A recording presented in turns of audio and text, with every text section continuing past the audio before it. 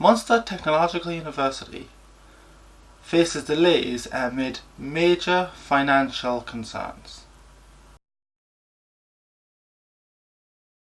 Hey everyone, so in my first news video on my channel I'm going to talk about a piece from the University Times which talks about the suspected findings of the International Panel Report into the proposed merger of IT Tralee and CIT. So let's get into it. The proposed merger of Cork IT and IT Tralee into a new technological university has suffered a huge blow after an international assessment panel sounded the alarm over its financial sustainability.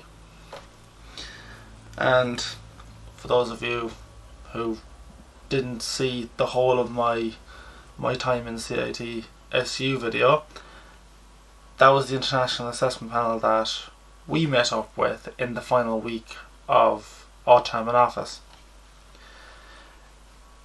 The Irish Times reported that plans for the university, which will become one of the country's largest if the merger goes ahead, may be put on hold pending the publication of a report by the panel this week, with sources familiar with the report reportedly stating that the amalgamation is unlikely to proceed.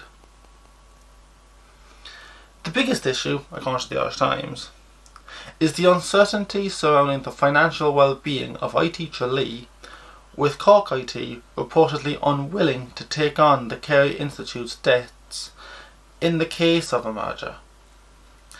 And as someone who was in the heart of the belly of the beast, really, that is actually true. CIT is unwilling to take on the debts of IT Tralee.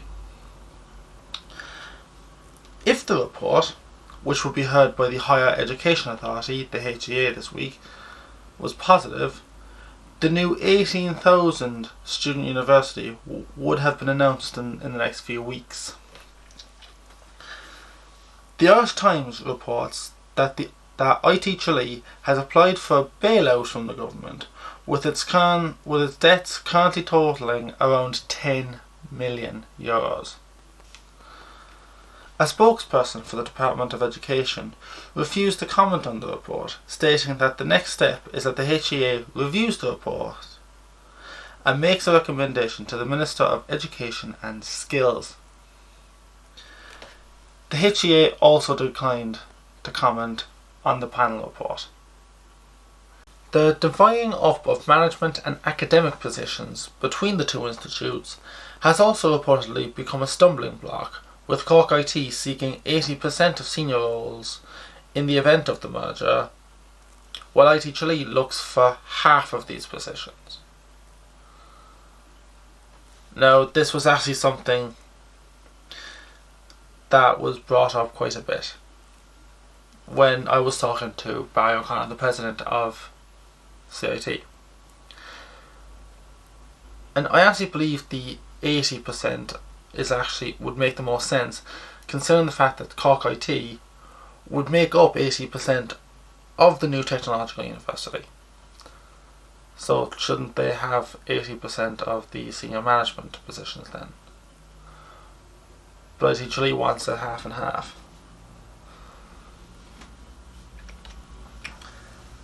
Cork IT and IT Tralee formed the Munster Technological University Consortium in 2018, receiving €2 million in funding.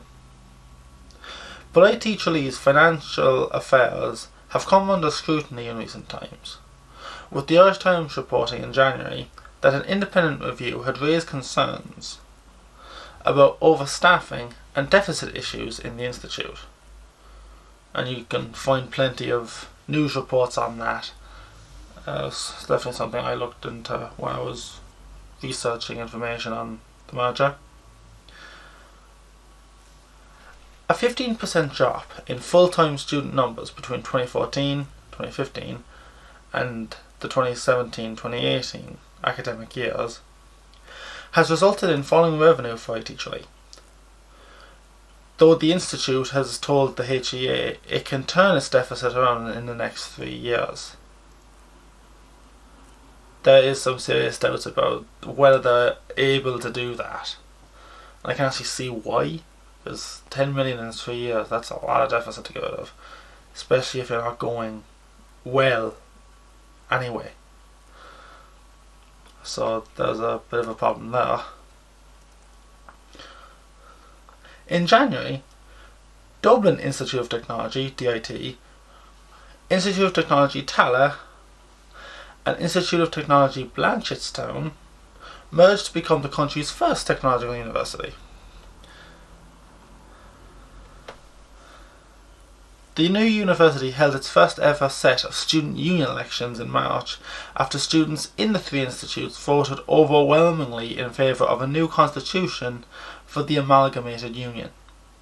So what are my thoughts on the whole thing? Well, I'm not going to lie, we did expect this.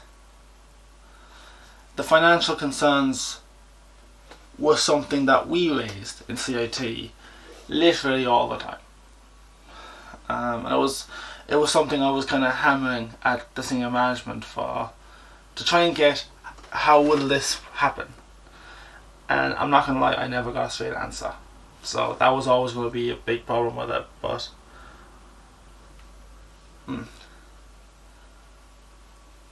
I can see why it would be stopped for that, because like 10 million is a lot to be in debt in,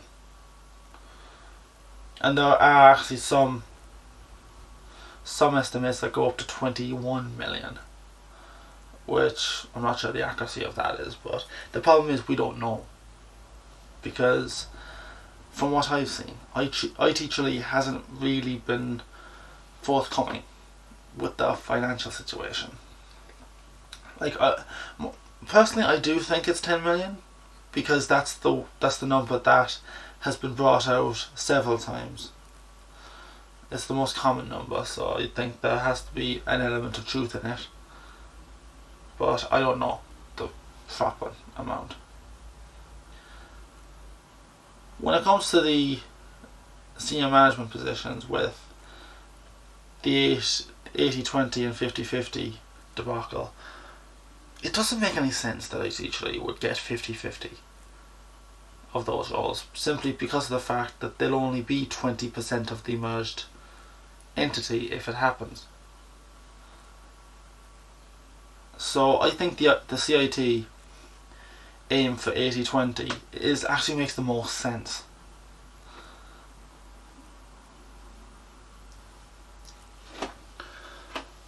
So yeah, it doesn't look great, does it, for the MTU?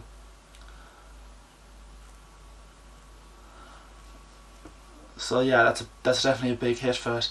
I think that if that debt can be relieved in some way, that it would work.